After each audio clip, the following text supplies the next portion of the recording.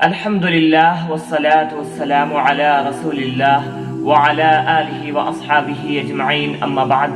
محترم ناظرین، رمضان المبارک کا مہینہ بالکل اپنی اختتام پر ہے اور ہمارے درمیان سے بہت ہی جلد رخصت ہونے والا ہے۔ تو محترم ناظرین، ہمیں چاہیے کہ ہم رمضان المبارک کے اختتامی ایام کو احسن طریقے سے عبادات میں خوب جد و جہد کر کے گزاریں، کیونکہ ہمارے عملوں کا دار و مدار اختتام پر ہوتا ہے۔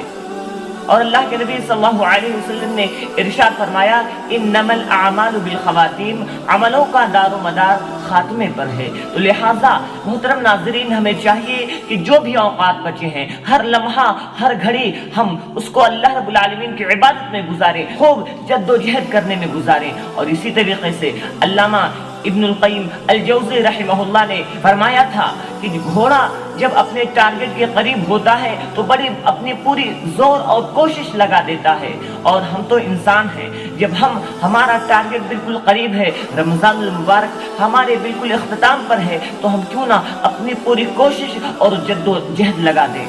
بھلے ہی ہم نے رمضان المبارک کی شروعات اچھے ڈھنگ سے نہ کی ہو، لیکن اختتام بڑے ہی احسن طریقے سے کریں۔ اللہ رب العالمین ہمیں انشاءاللہ دنیا میں بھلائیوں سے نوازے گا، اور انشاءاللہ اجر عظیم اللہ رب العالمین ہمیں عطا کرے گا۔